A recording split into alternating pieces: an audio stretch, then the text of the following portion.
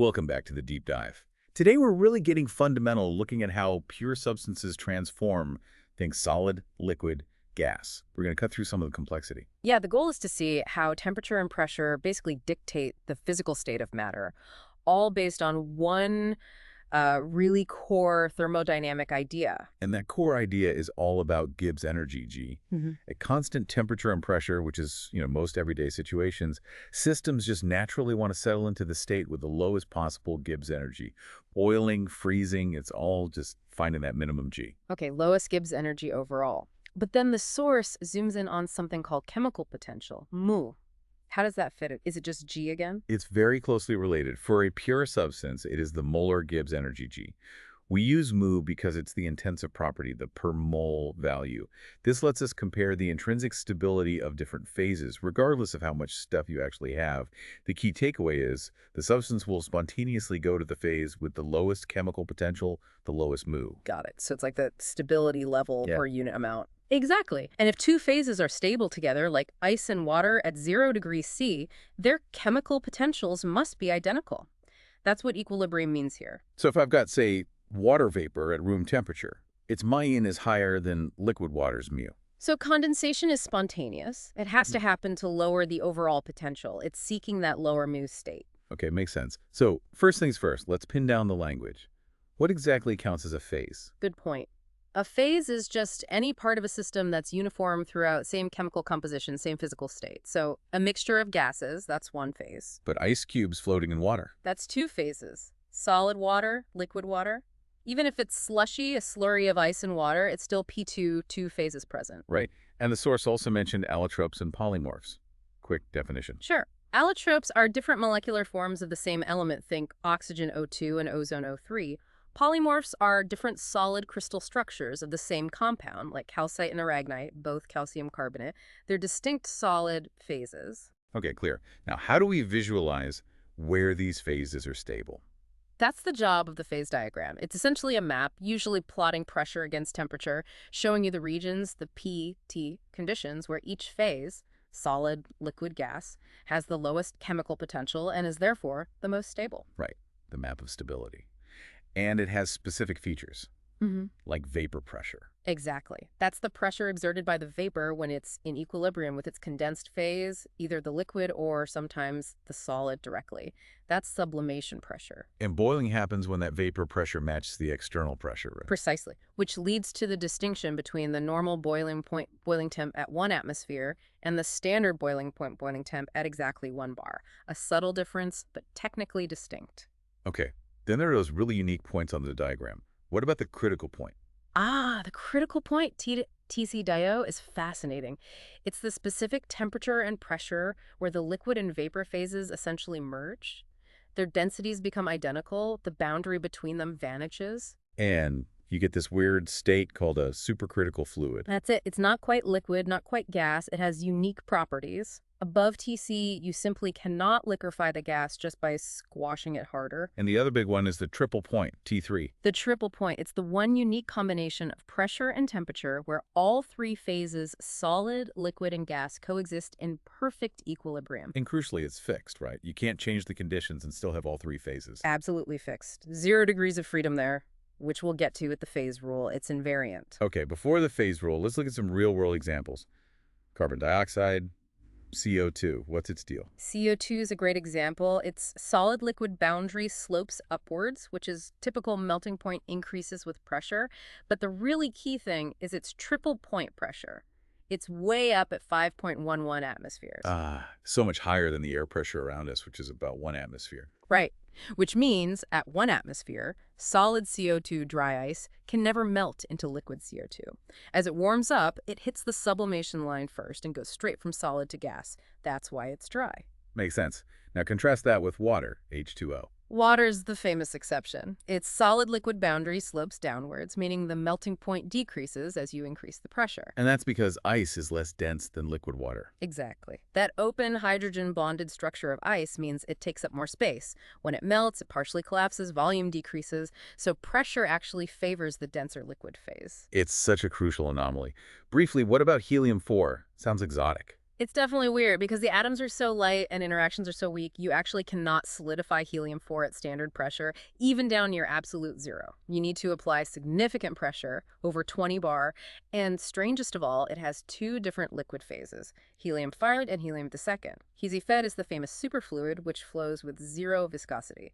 They're separated by another phase boundary called the lambda line, shows you how diverse phase behavior can be. Okay, so these diagrams map stability, but there's a deeper rule governing how many phases can even coexist. That's the Gibbs phase rule. Yes, the phase rule is incredibly powerful. It's a universal thermodynamic constraint that connects the number of phases present at equilibrium, P, the number of components, C, and the variance or degrees of freedom, F.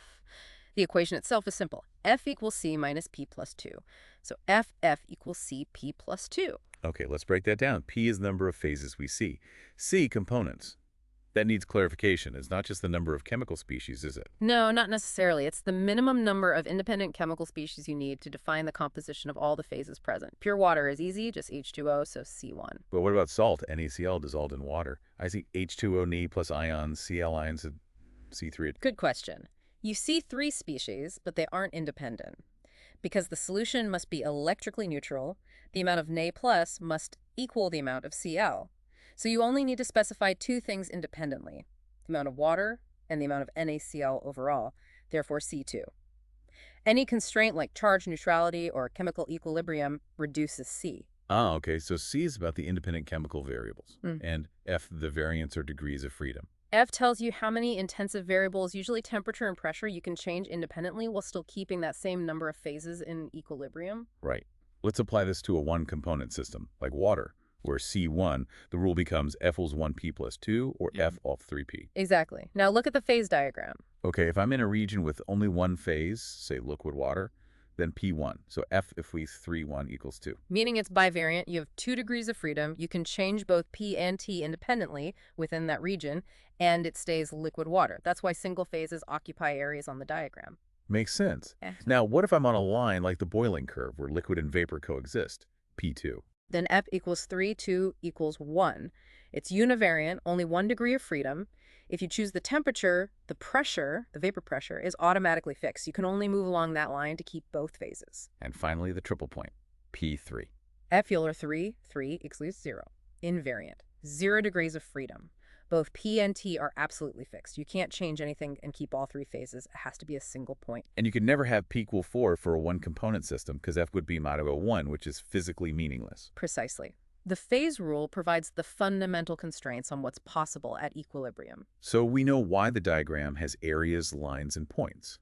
But what determines the exact slope of those lines? How steeply does the boiling point change with pressure, for instance? Now we need the quantitative tools. Since equilibrium means the chemical potentials are equal, mu alpha equals mu beta, we can derive an equation for the slope, dp/dt, of any phase boundary. This is the Clapeyron equation. It's an exact thermodynamic result. It states that the slope, dp/dt, is equal to the change in molar entropy for the transition divided by the change in molar volume for the transition. Delta TRS S over delta TRS. Okay, entropy change over volume change. And since thermodynamically, the entropy change for a transition at equilibrium is just the enthalpy change, the heat absorbed or released, divided by the transition temperature, delta TRS HT/TRS, we usually write the Clapeyron equation as dp/dt equals delta TRS H divided by the product of T and delta TRS V, slope, heat, temp, volume change. Let's apply that to water melting again. Delta H for fusion is positive, heat is absorbed, T is positive, but delta V is negative because ice has a larger volume than liquid water. Right, so you have positive numerator, negative denominator. The overall slope dp/dt must be negative. The Clapeyron equation quantitatively predicts that downward slope we talked about. That's elegant. And it works for any boundary. Solid, liquid, liquid vapor, solid vapor. Any boundary, it's exact.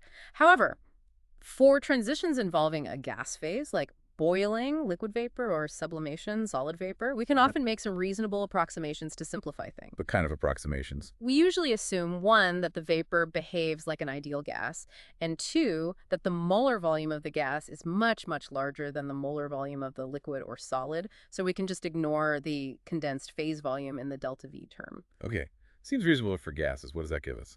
It transforms the exact Clapeyron equation into the very useful, though approximate, Clausius Clapeyron equation. One common form relates the change in the natural log of pressure to the change in temperature.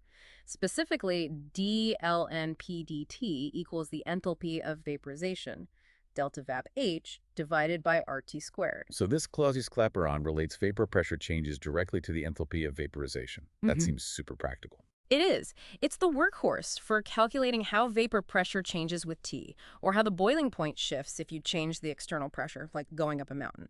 You integrate this equation to get practical formulas. But wait, because it makes those approximations about gas volume, we should only use Clausius-Clapeyron for liquid vapor or solid vapor equilibria, right? Not for melting. Absolutely correct. For melting, solid liquid, the volume change is small but crucial, especially for water, so you must use the full exact Clapeyron equation. Clausius-Clapeyron is for transitions involving a vapor. Okay.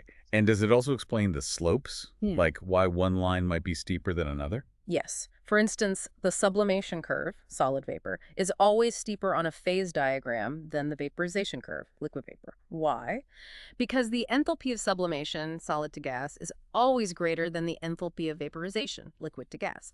Bigger delta H means a steeper slope, according to Clausius-Clapeyron. Right, because sublimation is essentially melting plus vaporization. Exactly. The energies add up. So bringing it all together, what's the big picture here? The big picture is unification through chemical potential. The entire landscape of phase stability, solid, liquid, gas, supercritical, is governed by the simple principle of minimizing mu under the given pressure and temperature. And the phase diagram is our map of that landscape. The Gibbs phase rule tells us the rules of the road, how many variables we can control at any point, line, or area. And the Clapeyron and Clausius-Clapeyron equations are like our GPS. They give us the exact slopes and locations of the boundaries on that map, linking them back to fundamental properties like enthalpy, entropy, and volume changes. Understanding how much responds to T and P via molar entropy, the SMM, and molar volume, phenom, unlocks the whole picture. Fantastic. It really connects the microscopic properties to the macroscopic behavior we observe. Yeah. Okay, one final thought for you, our listener, to chew on. We mentioned the critical point in supercritical fluids. The source notes that supercritical CO2 in particular is a big deal in green chemistry. Yeah, because it can act as a solvent with tunable properties, but without the environmental baggage of many organic solvents. Exactly. So this knowledge about critical points in phase behavior isn't just abstract physical chemistry. It's directly enabling cleaner, more sustainable chemical processes for things like extraction and reactions. Something to think about next time you encounter CO2, maybe even as dry ice.